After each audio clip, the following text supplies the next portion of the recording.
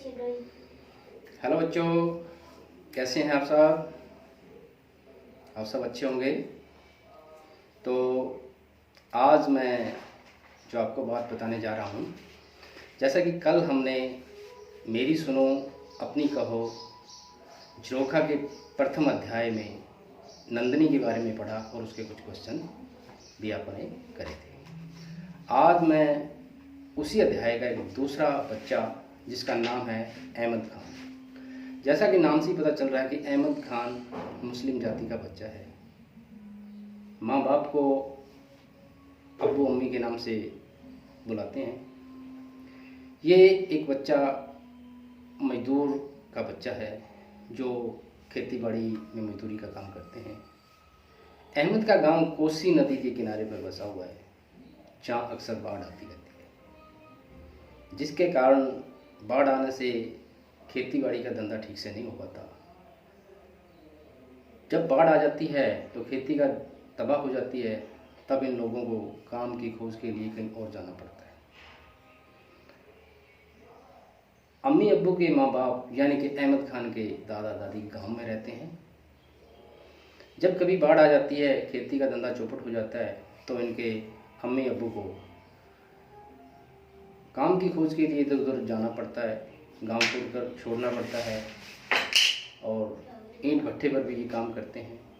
हम जैसा कि जानते हैं कि ईंट भट्ठे पर भी सदा काम नहीं चलता। बरसात के दिन में वहाँ भी काम ठप हो जाता है। कभी एक भट्ठे पे काम करते हैं, कभी दूसरे पे, तो कभी तीसरे पे। इस प्रकार से इनका कोई स्थायी रोजगार नहीं है, जिसके चलते अहमद खान की पढ़ाई भी अवरुद्ध हो जाती है।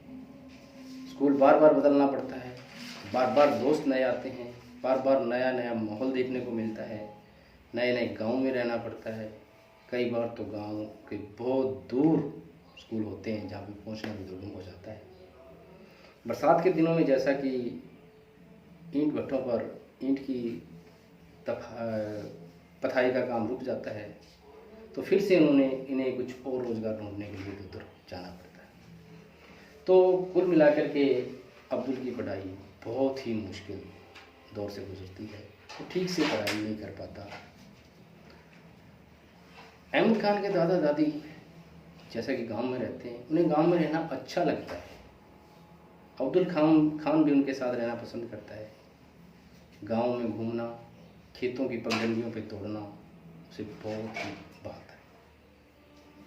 तो अब्दुल खान चूँकि पढ़ाई ठीक से नहीं कर पाता, उसके मन में एक कसक रहती है।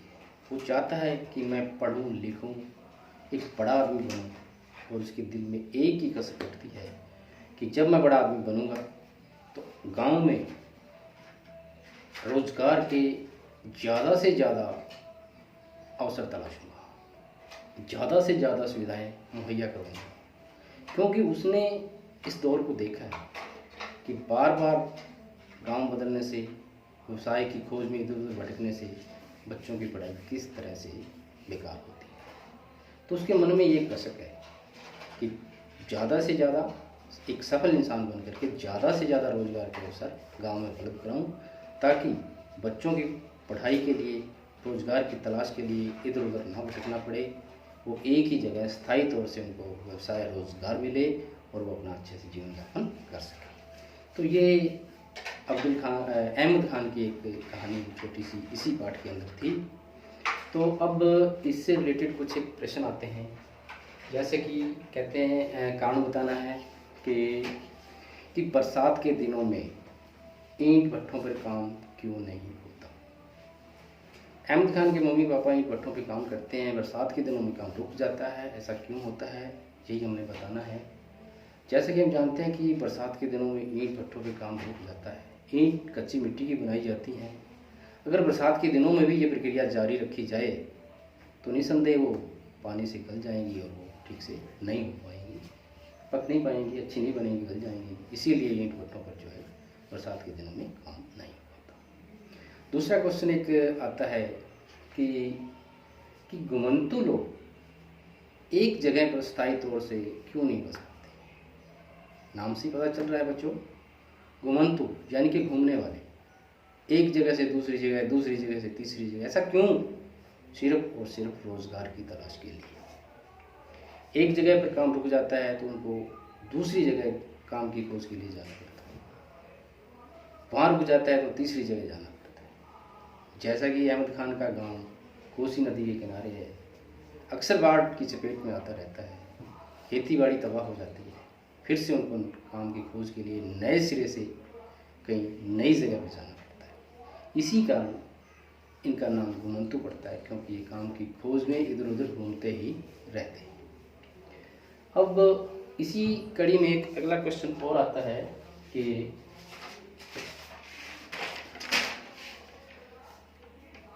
यदि तुम्हें, घुमंतू घूमने फिरने वाले हैं, एक जनरल नॉलेज का क्वेश्चन है कि यदि तुम्हें भी गाड़िया लोहारों की तरह, घुमंतुओं की तरह रहना पड़े, गाड़े में रहना पड़े, तो आप एक तालिका बनाइए कि आप उसमें घर का कौन कौन सा सामान रख सकते हैं। क्या उसमें आप टीवी रख पाएंगे? क्या उसमें साइकिल रख पाएंगे? क्या उसमें मोटरसाइकिल रख पाएंगे? ऐसा कुछ नहीं। तो जो रोज़मर्रा के चीज़ें हैं वही हम रख पाएंगे। आपने ये सोच कर के थोड़ी सी एक लिस्ट बनानी है, जिससे आपको पता चले कि कौन कौन सी चीज़ें उसमें रख पाएंगे। तो एक और क्वेश्चन आता है कि लोगों को किन किन कारणों से अपना घर छोड़ना पड़ता है। ये भी एक जनरल सी बात है।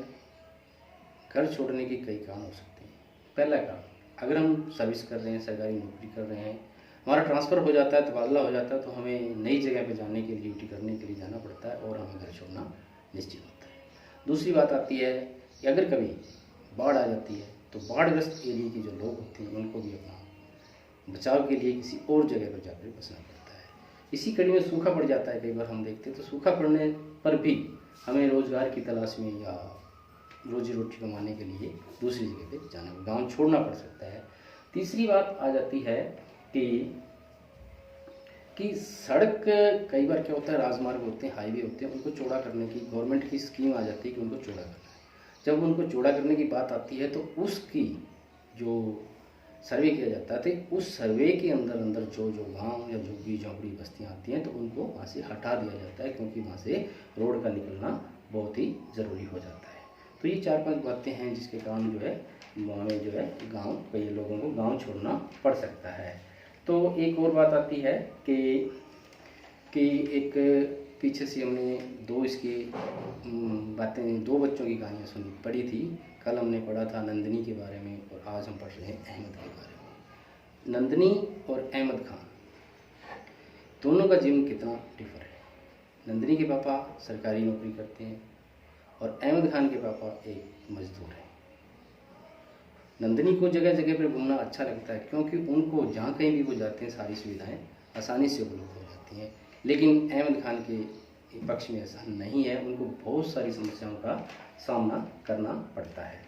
तो रोज़गार के साधन भी शहरों की अपेक्षा गाँव में कम मिलते हैं, इसलिए लोग जो है गाँवों की अपेक्षा शहरों की तरफ आना चाहते हैं, रोज़गार की तलाश में आना चाहते हैं।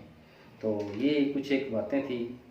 तो मैं आपसे यही उम्मीद करता हूँ कि मेरी सुनो अपनी कहो झरोखा के इस प्रथम अध्याय को आपने सुन लिया होगा, समझ लिया होगा।